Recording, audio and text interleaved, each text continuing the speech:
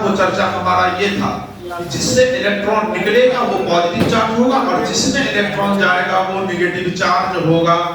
ये बात का चर्चा किए थे नहीं किए थे। और दूसरा चर्चा ये हुआ था कि जो लूज एंड गेन प्रोसेस हो रहा है, कौन सा process? Lose and gain process हो रहा है इलेक्ट्रॉन का। इसी प्रोसेस को हम लोग क्या बोलते हैं? साथ साथ बोलो, आयोनाइजेशन बोलते हैं। पक्का? यहाँ तक मामला क्लियर है? यदि यहाँ तक मामला क्लियर है तो मेरा फर्ज बनता है कि मैं आपसे क्वेश्चन जरूर पूछ ले। बनता है नहीं बनता है? ठीक बनता है। तो हमारा क्वेश्चन ये है, हमारा क्वेश्चन ये है, two metallic sphere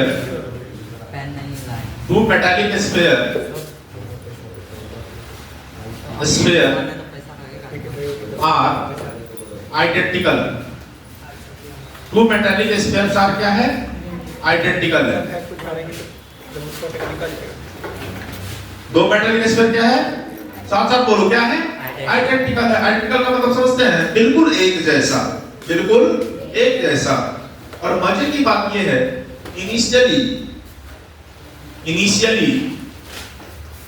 initially both are neutral. शुरुआत में दोनों क्या है बाबू? न्यूट्रल है। After some time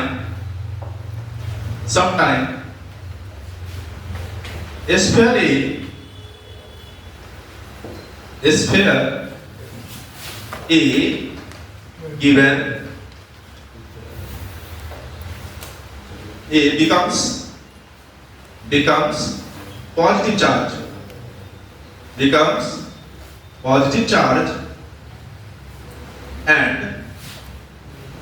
and sphere B becomes negative charge. Then mass of A and mass of B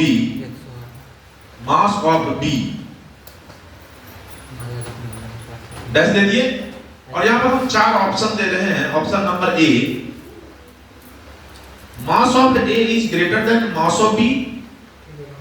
number B, mass of A is less than mass of B. Number C option है, mass of A is equal to mass of B. Number D है, none of the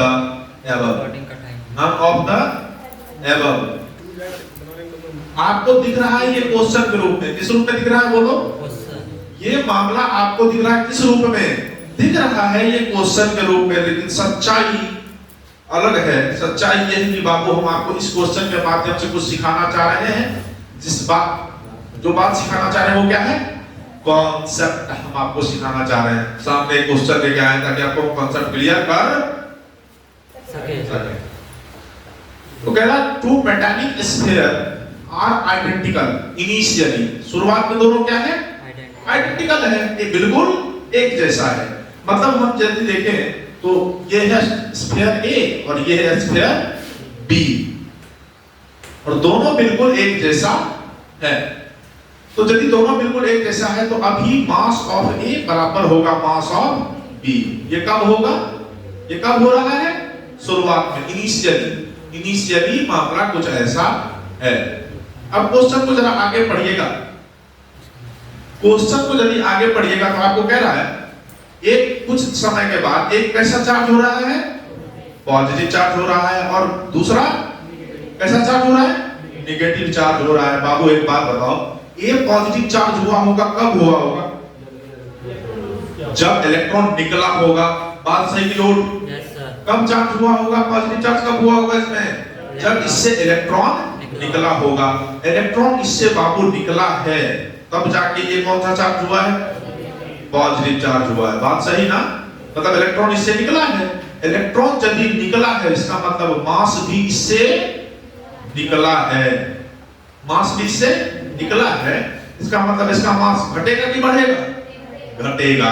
तो यहां से समझ में आता है कि सर यदि कोई भी बॉडी पॉजिटिव चार्ज होता है तो उसका मास जो है वो डिक्रीज करता है। क्या करता है? डिक्रीज करता है। और कह रहा है अगला बात नंबर बी। बी कौन सा चार्ज हो रहा है? तुम लोग बोलो, बी कौन सा चार्ज हो रहा है?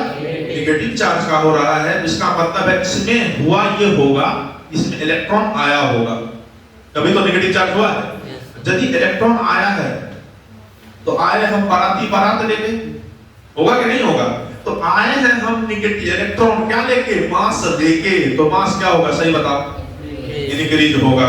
इसका मतलब यह है यदि कोई भी बॉडी नेगेटिव चार्ज होता है ना बाबू, यदि कोई भी बॉडी नेगेटिव चार्ज होता है तो उसका मास इंक्रीज करता है। कॉन्सेप्ट क्लियर हुआ कि नहीं हुआ? पक्का? कोई दुख वाला बात नहीं? हो गया क्लियर?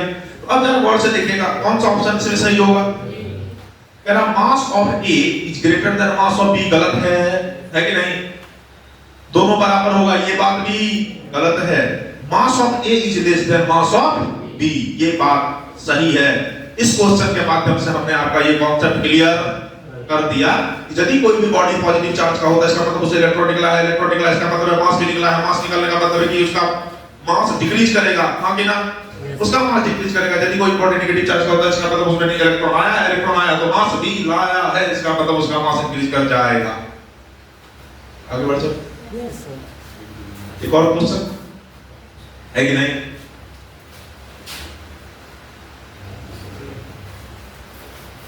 आपको ये पॉजिटिव चार्ज कैसे होता है, नेगेटिव चार्ज कैसे होता है बता चुके हैं, बहुत बढ़िया। अब अगला बात करते हैं। अगला मामला ये है, क्वेश्चन करने से पहले लाइक चार्ज क्या करेगा? लाइक चार्ज रिपेल करेगा, repel each other. Like charge repel each other, ये बहुत बच्चा वाला बात है, इसमें कोई खास रॉकेट साइंस की जरूरत नहीं है। रिपेल ईच अदर, और ये प्रैक्टिकली देखा गया है। और अगला क्या है? Unlike charge, unlike charge attract each other, attract each other. और ध्यान से सुनना, ये दोनों बात जो हम कर रहे हैं किसके लिए कर रहे जानते हैं? पॉइंट चार्ज के लिए। किसके लिए बात कर रहे हैं? बोलो बोलो। पॉइंट चार्ज के लिए, जिसका कि साइज मैटर नहीं करता है। ये बात चल रहा है किसके लिए अभी हम बात कर रहे हैं बाबू? पॉइंट चार्ज के लिए बात कर रहे हैं। पॉइंट चार्ज जब भी हम लेते हैं तो उसमें हम देखते हैं कि जो लाइक चार्ज होता है ना वो क्या करता है? रिपेल करता है। जो अनलाइक चार्ज होता है वो क्या करता है? अट्रैक्ट करता है। अब चार्ज का पूरा कहानी समझ में आया? समझ में आया? इसका चार्ज का यूनिट सब लिखा चुके हैं क्या? नहीं लिखा है। चार्ज समझ में आ गया। अब हम बात करते हैं एसआई यूनिट। इसका बात करते हैं SI unit of electric charge. SI unit of electric charge. Electric charge का जो एसआई यूनिट होता है ना बाबू, ये होता है कूलम। क्या होता है? एसआई यूनिट होता है कूलम, जिसको कि हम लोग रिप्रेजेंट करते हैं, किससे रिप्रेजेंट करते हैं? सी से रिप्रेजेंट करते हैं। और मजे की बात, इसका सीजीएस यूनिट की बात करते हैं। इसका बात करते हैं सीजीएस यूनिट की बात करते हैं। CGS unit of electric charge, समझ गए ना? ये होता है स्टैट कूलम। क्या होता है? Statcoulomb. और इसको शॉर्ट में हम लोग ईएसयू भी बोलते हैं। क्या बोलते हैं? शॉर्ट में क्या बोलते हैं? ईएसयू। ईएसयू का फुल फॉर्म होता है इलेक्ट्रोस्टैटिक यूनिट। इसका फुल फॉर्म क्या होता है? Electrostatic unit. Electrostatic unit. अब मजे का बात तो ये जानना है, मजे का बात ये जानना है कि एक कूलम बराबर कितना स्टैट कूलम होता है। जानना है कि नहीं जानना? जैसे होता है ना 1 kg बराबर कितना ग्राम, तो बोल देते 1000 ग्राम होता है। उसी प्रकार से यहाँ पर ये बात हमको जानना होगा कि एक कूलम बराबर कितना स्टैट कूलम होता है। तो एक कूलम बराबर होता है 3 × 10⁹ ESU। लगभग में बोल रहे हैं ESU कितना होता है? एक बार सर्च कर लेना जरा सर 10⁹ के बारे में। यही है सर, यही है ना? एक कूलम बराबर कितना होता है 3 × 10⁹ ESU। यदि कहीं पर भी ऑप्शन में मिल जाए 2.98, समझ जाना लगभग में 3 ही बोला जा रहा है। डायमेंशन की बात कर लें, डायमेंशन की बात, डायमेंशन, इसका जो डायमेंशन होता है ना बाबू वो होता है 80। क्या होता है 80। एक जो है करंट का है और टी क्या है टाइम का। ये हो गया डायमेंशन AT। यूनिट आया समझ में। ऐसा यूनिट, ऐसा यूनिट कूलम, ऐसा unit CCS unit stand coulomb या ESU, स्टैंड कूलम या ESU। पक्का। अब एक बात बता देते हैं, दो यूनिट ऐसा है जो कि लार्जेस्ट है और स्मॉलेस्ट है। अगला largest unit, largest unit, unit of charge. ध्यान से सुनना बच्चों, इसका यूज हम लोग करते, इसका यूज हम लोग करते नहीं है, लेकिन आत्मा का शांति के लिए पता कर लीजिए। इसके लिए पता कर लीजिए, आत्मा के शांति के लिए लार्जेस्ट यूनिट जो होता है ना चार्ज का वो होता है फैराडे। क्या होता है फैराडे। लार्जेस्ट यूनिट क्या होता है फैराडे। और एक फैराडे, कितना फैराडे, एक फैराडे, फ्राइडे नहीं फैराडे, एक फैराडे बराबर होता है 96,500 कूलम। कितना होता है 96,500 कूलम। ये होता है लार्जेस्ट यूनिट। कौन सा यूनिट लार्जेस्ट यूनिट। लेकिन आपको हम साथ साथ बताते चले, क्या करते चले, बताते चले कि इसका कहीं यूज नहीं होगा। अब लिख लीजिए। कोई दिक्कत है किसी को, एक मिनट, कोई दिक्कत किसी को, कोई परेशानी। मुख्य रूप से आप क्या, आपको ये बात समझ में आया कि नहीं आया, पक्का आ गया। Properties of electric charge, electric charge का क्या प्रॉपर्टीज। और इसको हम थोड़ा सजा के लिखेंगे। क्या करके लिखेंगे,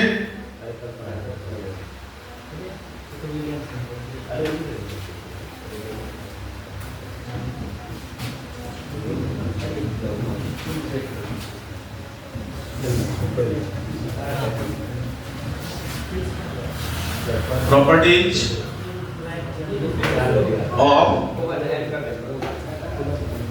of electric charge, properties of electric charge.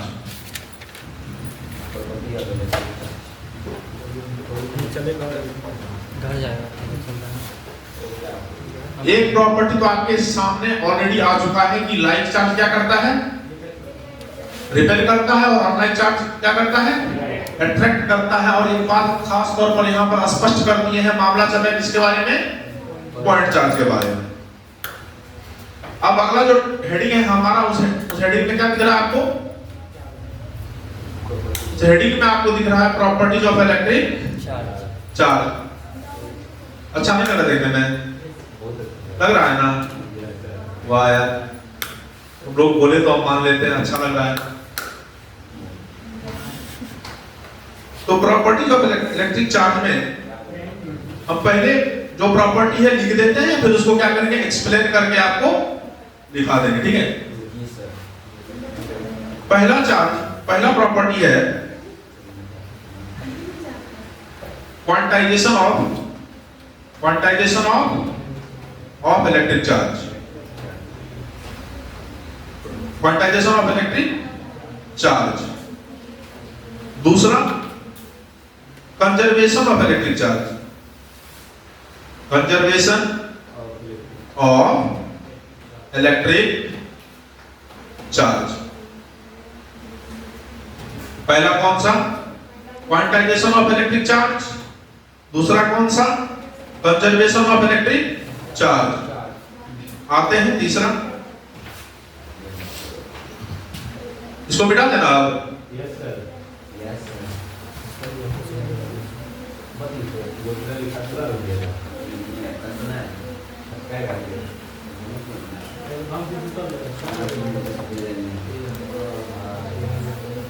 सुनना, तीसरा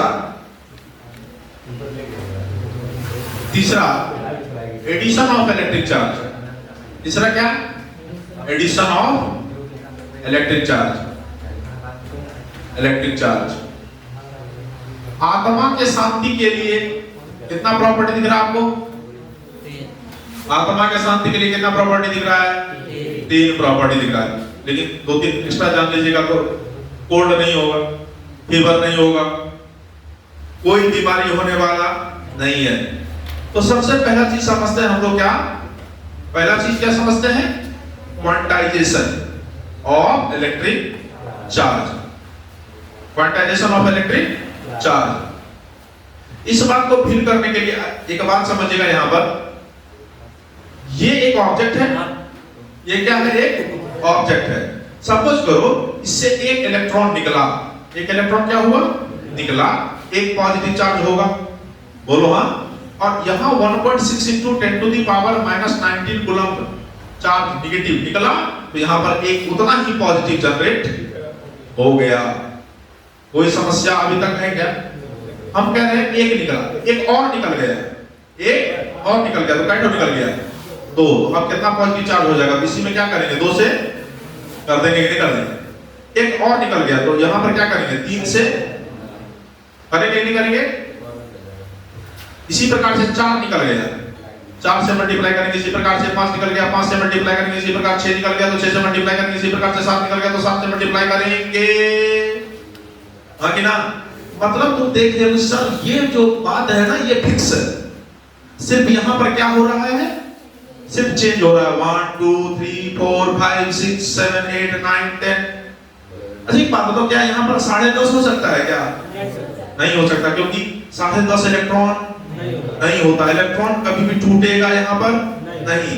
इसका मतलब है कि कहा जाता है जो कोई भी इलेक्ट्रिक चार्ज का जो मात्रा होगा ना, इलेक्ट्रिक चार्ज का कोई भी मात्रा होगा, वो इस वैल्यू के साथ हमेशा मल्टीप्लाई में रहेगा, समझे बात को, इस वैल्यू के साथ हमेशा किस में रहेगा, यहां पर नंबर ऑफ इलेक्ट्रॉन्स होगा, यहां पर क्या होगा, नंबर ऑफ इलेक्ट्रॉन्स होगा, कितना गया और या कितना आया, लेकिन इस वैल्यू के बिना आप चार्ज का कैलकुलेशन नहीं कर सकते। ये बात कौन कह रहा है, ये बात कौन कह रहा है, ये बात पहला प्रॉपर्टी यही कह रहा है, क्या, क्वांटाइजेशन ऑफ इलेक्ट्रिक चार्ज। समझ में आया, आया, बहुत बढ़िया आया, तो हम इसको लिखेंगे। तो पहला प्रॉपर्टी हम उठा लेते हैं, क्या बाबू, पहला प्रॉपर्टी हम उठा लेते हैं यहां पर, ये फोटो समझ गए थे बात को, वेरी गुड। तो यहां से हम पहला प्रॉपर्टी उठा लेते हैं, number 1 quantization, quantization of electric charge, electric charge. इसके बारे में हम जो कहना चाह रहे हैं, थोड़ा सा थ्योरी हम लिखेंगे, लेकिन थ्योरी पर उतना ध्यान मत देना, जो फार्मूला बोलेंगे ध्यान किस पर रहना चाहिए, उस फार्मूला को धर लेना। हम ये कहना चाह रहे हैं, any amount of electric charge, any amount of electric charge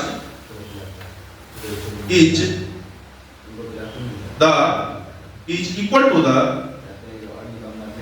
to the integral multiple, कौन सा मल्टीपल, इंटीग्रल मल्टीपल